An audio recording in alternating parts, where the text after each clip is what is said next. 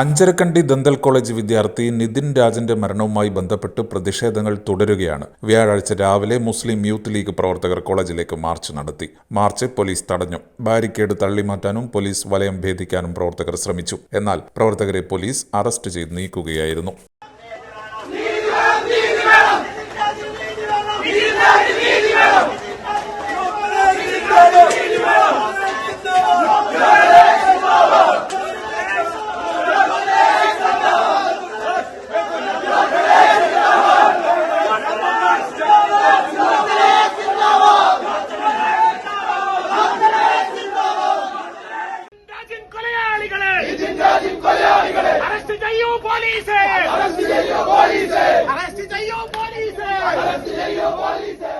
നീതി വേണം, നീതി വേണം, നീതി വേണം, നീതി വേണം, നീതി വേണം, നീതി വേണം, നീതി വേണം.